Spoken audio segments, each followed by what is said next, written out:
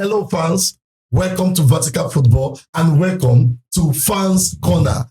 And I'm your host, Komi, and with me, I have Shegun. Shegun, how are you doing? Happy to be here. And fans, I need to let you know that this is the Manchester United edition where we discuss about things that is happening both on pitch and outside the pitch, or even in the realm of affair of Manchester United. And today we all have had the news.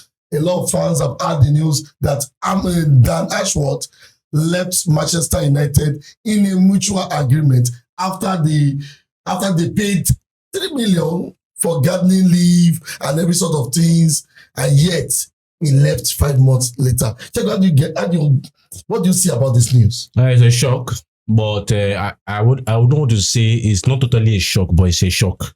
In the sense of, I had the feeling. I thought I was the only one. I had the feeling that, but I think we did one episode here some time ago where we talked about when we were just assembling the team. Yeah. And we said, we don't want it to, we are getting people that have been bosses from different clubs.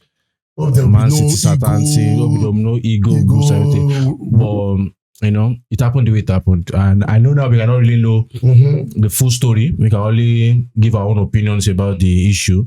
But I think for now, it's a shock. But I think as time goes on, we'll know what exactly happened. A lot of rumors have been flying around. Is there fire on the mountain?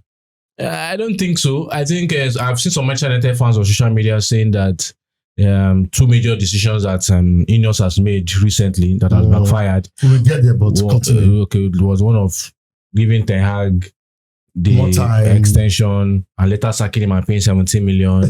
Again, paying 3 million pounds to get the guy out of the gardening leave. And, at the end of everything, just 5 months after taking so much time, those 5 months, you are letting him go on mutual agreements. So I understand that, but I think the reality is if it was Glazers, those guys will still be in the club.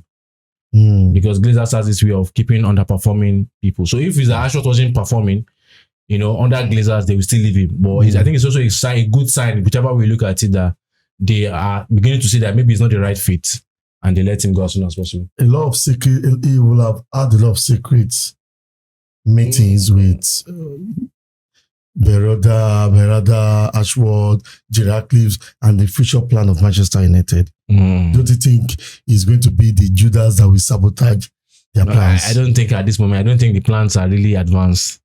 Because it's just 5 months. It's just 5 months, and it's 5 months under a new coach. Okay. So, and already we know that the profile of players that, if it's in transfer window, for example, the profile of players that Thiago was looking at is not the profile of players that Amorim is looking at. So I think maybe they saw that going forward, Ashworth might not be the right person to go on this journey with Amorim. So they decided to, maybe that's what they're thinking. Okay. Are we sensing club politics or ego tussle? Because let me just put it straight. Berada worked with Waycott, right? Yeah. At one point. And don't you think maybe this is a place of introducing politics? Like, I want my guy here. I want my own person here. I want a person that will understand what I do. Yes, I know you're a good person. I know you are good at what you do, but I think you are not fit for what we want, and majority carry the vote. Yeah, I think I agree. And that's one of the things we noticed while as fans looking at it from the outside, in the sense of, if you notice that it was the only position that Berada did not suggest somebody was Ashworth's position. It was Ineos that decided that the only man they were going to interview for that job was Ashworth. I look at it, Wilcox came to the club based on Berada's listing. Vivel came to the club based on Berada's. So, and he's bringing in people that he wants to work with. Yes, man. It's people that it's him. Oh, yes, sir. I'm the CEO. I want to work with my people. So I always feel that. At one point. But I'm looking at it that since look at the work that Ashworth did at Brighton, so he also could fit in. But I think there are many things that could have gone on. But I think we should not rule out the fact that Riley said that it could just be club politics in terms of, I want my people to be there. People that I understand, people that I know that they're going to be yes men to me, people that are going to see things the way I want to see it and do things the way I want to do it. And I think I know we are going there, but you said that most of the decisions that were made after the hack sack points to that really. Okay, now there's a journalist that is very, very popular in leaking a lot of Manchester United story, Samuel Lushot, right? He said something like he number one, he wanted Eddie Howe, either Eddie Howe or Southgate, Gareth Southgate in Manchester United. And also, he was not part of the people that wanted even Amorim to come on stage. Right now, but as a Manchester United fan, hearing all that, that's a sackable offense.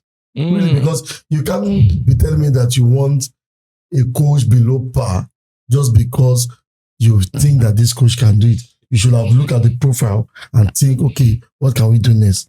Don't you think maybe that he was just sacked and Manchester United want to save their face by saying mutual agreement? Yeah. I think definitely was a sack, but just out of respect for the kind of person he is, a former FA chairman at one point. So it's just right to say a mutual agreement. But I think the reality is, I think it's just a matter of not having the same vision going forward. But wait, I will not accept that part because I've been hearing this flying around on social media. Some people are saying not same vision, but he was interviewed, and at one point they felt that this guy he has the vision that we. Yeah. But you have to look at it that in when Man City were building their own super team, okay, they built a super team of people majorly from Spain. The backroom, the likes of Tixi, the likes of Berada, majorly, they know themselves with the coach, Guardiola. So I'm looking at it in the sense that, Ashworth, if you look at Ashworth's career, although his teams, except for maybe Newcastle, the work he did in Brighton was the kind of philosophy that they had in Brighton is close to what we want to see in Manchester United, right? Okay. In terms of playing, in terms of the young players being signed and everything. But when you look at it in the sense of Ashworth, for most times, has always appointed British managers. That's true. I just noticed that right now. Really. So you look at Potter. So you look at Potter at Brighton. You look at another club. When I think it was Middlesbrough, look at what he did. West Brom, British. Okay. So you look at Eddie Howe also in Newcastle. So they like. I think it's his own philosophy to want to work with British coaches, and it could also be. It's not as if it's that bad, because it could also be Berada's own philosophy to work with people that are close to the Spanish idea of football by getting Amorim. Because the decision of bringing Amorim was a surprise decision, but also when I had the news then, I knew that there could be trouble because you just sacking Erik ten Hag, and we did not hear about any meeting. We just heard that Berada flew to Lisbon to go and get Amorim. So the reality is that he was not put in the loop. Is the sporting director the one suggesting that? Because if I was sporting director of a big club like that, you ask questions. I should be the one in charge of the sporting idea. Yes. You are the CEO. You are the one in charge of maybe overseeing the business and football side. He jumped his own opinion that this is the person we want to get. And I think we said that there was a reason why we felt he did that. But also, I'm sure there will be backlash. Why are we appointing a coach that I've not given my go-ahead for? I'm the sporting director. I'm the one that decides, who we should sign as a coach, who our sporting ideology. So I felt that was an issue of just overriding Ashworth and going to get Amorim. But also, if you look at it, Ashworth is playing a lost game or a losing game in the sense of, if you want to, in the hierarchy, he's the only one that is not a Berada man. In the sense of Amorim is a Berada man, Wilcox is a Berada man, Vivell is a Berada man, what do you call it? Berada is Berada. So the reality is the only one that is there. I felt, this is everywhere there's politics. And, there's politics. Even in family there's politics. So. But I'm of the opinion that in complete setting, when you say no to CEO or you question the CEO, you likely get a sack. Yeah, you likely get a sack. I think maybe that's what. Because I know Berada will have spoken to Ratcliffe, the Glaciers. Yeah, definitely. He's the one closer to them. Yeah, say, you know what? I don't think I can work with this guy. You brought me here to create a magic, the same thing I did at Man City. And I know that I can do it without this guy and with someone else. And I think the mistake of this mutual agreement sack of of Ashworth Mm-hmm. is the blame goes to Ineos. Yeah. They were the ones that decided that Ashworth is the main man. So they override the CEO. Before they even appointed the CEO. Yeah. Oh, that's true. No, before they have appointed the CEO first. Yeah. But before they even allowed the CEO to resume work, they just decided that this is the right man. I felt what they should have done is, you be the one to bring in your people. Yes, let's see what we can do. Suggest sporting director, suggest technical director. Because the reality is, imagine a board meeting where you're having Barada say, I want Amorim to be the next coach. And Ashworth they say, I want Eddie Howe or Southgate. It's two separate. I remember something. You know, there was a time that we had about this 10-hour meeting. And they did that.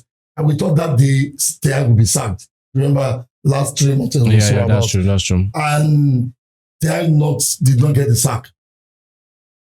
Could it be that clash have started ever since? Yeah, because definitely, based on the reports we are hearing now, because we're also reacting to the reports, they said Radcliffe was annoyed that Brentford and Ashworth for decided to keep the Hague.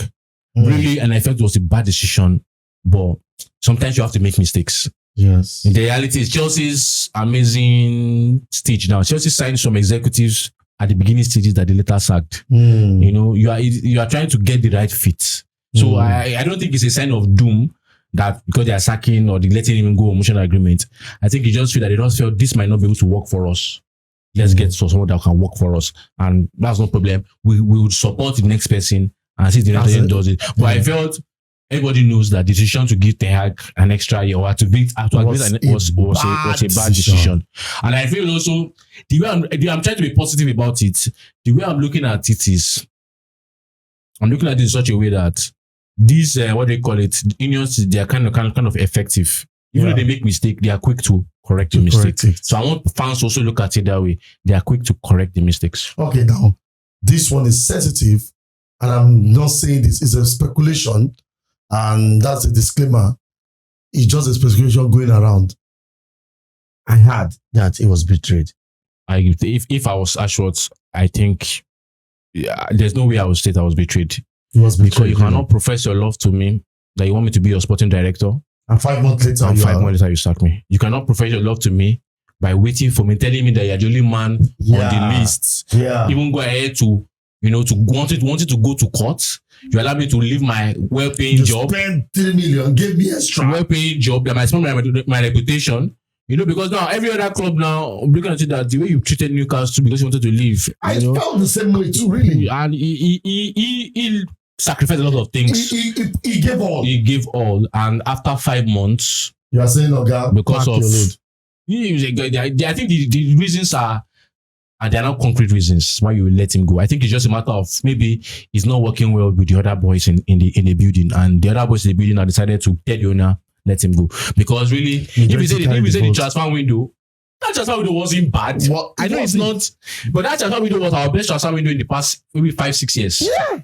Because the deadline day we done our business, when we said on this podcast, yes, we did not get everything we wanted because we needed a left back, but also we don't know what was going on in the building in terms of. I guess Thiago was involved. Thiago was also involved in not getting a left back because we thought the likes of Malacia and Shaw would be back, or maybe you could manage the likes of Dalou, Mazraoui, till those guys come back. So I hear people saying the transfer window. I don't think transfer window was bad. Brought in Euro. Euro is not bad. He's a good player.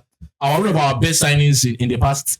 One of our best signings in the past 3 years. Mazraoui, Dilly doing fine. Zekis is going to catch up as time goes on. Ugarte is getting gradually to the pace of the Premier League. Yeah. So the reality is Mazraoui is amazing. He's amazing. It's a steal for that 15 million. Pure steal. So I feel we're on the right track. It's just to get the right profile of players. When you get the likes of Sekou Kone, you get the likes of Obichido Martin, Sam Losali, James Overi in the academy setup. We are building something. But so I feel it was betrayed. I know that's what we will be thinking right now, that he was betrayed. Now he cannot go back to Newcastle. Can't go back to Newcastle, and any other club that wants to get in now is skeptical that if a bigger club comes for you, how are you going to treat us? I think it's not fair on him. It's not fair at all. All right, Chegun. Now, something's on my mind, but I will let you speak it and say it out. Maybe we have the same understanding about this. What would be the next? What do you think would be the next sporting director of Manchester United? I think it's in two ways. It's in two ways. They might try to pick somebody that has worked with Berada before. Okay. Berada runs the show. Well, Manchester United. obviously, he's the CEO, and I think obviously it says this is a stamp. The mutual agreement of letting Ashworth go is a stamp of saying now I run the ship. It's a vote of confidence that this is it. Now back me and I run the show. And I feel also Man United owner should also, if it doesn't work out, they should also be quick to sack him also, because I feel now you've let the whole world know that you are running the show. But I think the next Sporting Director would either be someone that has worked with, if there's anybody outside that has not gotten a job now, or is someone that can quickly leave the club where he is to come and assume the role of Sporting Director at Manchester United, it would have to be someone that has worked with Berada before, or someone that Berada feels is good to be one of my guys.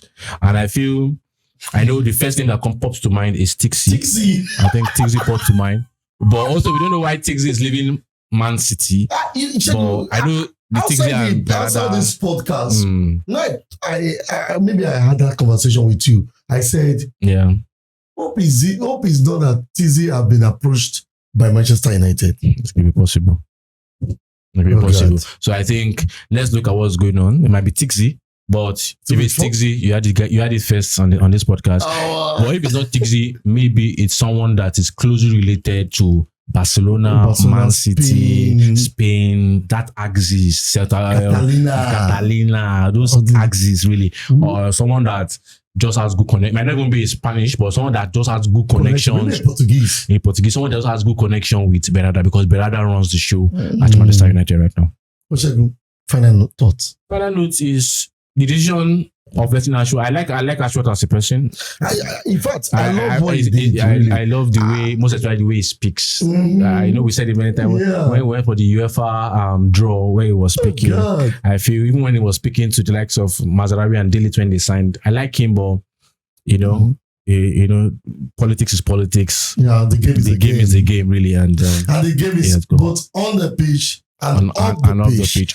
But I think in as much as Ineos has showed us that it can be effective to make corrections to their decisions they made, I think the focus on Manchester United now is not even in the backroom stuff now. I believe, even before this mutual agreement of Ashworth, I felt they had a good backroom staff. But I think now it's on the pitch. Players need to go as soon as possible. I thought of maybe trying to bring in Wicott as the Sporting Director. That's another.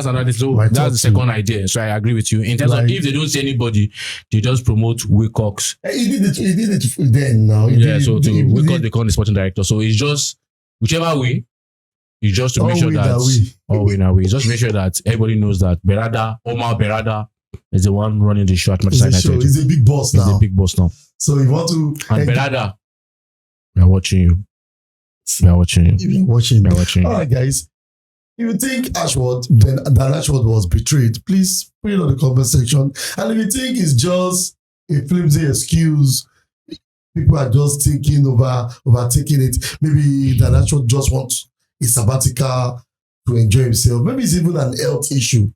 It may be. Yeah. We would like you to just put it down. If you have a good connection with the Manchester United, or you have someone that knows someone about Manchester United, just put it on the comment section. Yeah, we're even open to bringing the person on board. Let's have, an episode on that. Yeah, exactly.